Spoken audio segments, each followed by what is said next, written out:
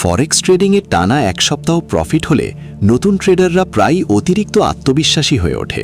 তারা মনে করে, আমি মার্কেট পুরোপুরি বুঝে ফেলেছি। এই ভাবনা বিপজ্জনক, কারণ এতে ইগো বেড়ে যায় এবং নিয়ম ভাঙা শুরু হয়। উদাহরণস্বরূপ, লট সাইজ বাড়ানোর ফলে ছোট ভুলও বড় লসে পরিণত হয়। স্টপ লস এসএল এড়িয়ে যাওয়া আরেকটি সাধারণ ভুল। মনে হয় এসএল ছাড়াই চলবে, কিন্তু এতে এক ট্রেডেই অ্যাকাউন্ট শূন্য হয়ে যেতে পারে। প্রফিটের দিন আয় ট্রেডের সংখ্যা বাড়ে, যাকে বলে ওভার ট্রেডিং। এতে মানসিক চাপ এবং দ্রুত লস হয়। নিউজ ট্রেড নেওয়ার ইচ্ছা জাগে, যা নতুনদের জন্য অত্যন্ত ঝুঁকিপূর্ণ। লস হলে রিভেঞ্জ ট্রেডিং শুরু হয়। লস ওঠানোর চেষ্টায় আরও ভুল ট্রেড নেওয়া, যার শেষ ফল অ্যাকাউন্ট খালি। মার্কেট উল্টো গেলে ঘুরে আসবেই ভেবে হোপ ট্রেডিং করা হয়, যা আশার ওপর ভিত্তি করে, সিদ্ধান্ত নয়।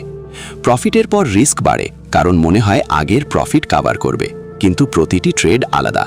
চার্ট কম দেখে আন্দাজে ট্রেড করলে ফলাফল অনিয়ন্ত্রিত হয়। নতুনরা নিজেকে এক্সপার্ট ভাবতে শুরু করে, কিন্তু আসল এক্সপার্ট লসের পরও নিয়ম মানে।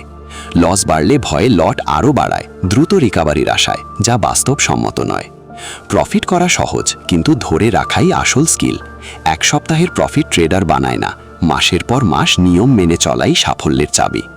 বেশিরভাগ নতুন ট্রেডার অ্যাকাউন্ট হারায় প্রফিট সামলাতে না পেরে।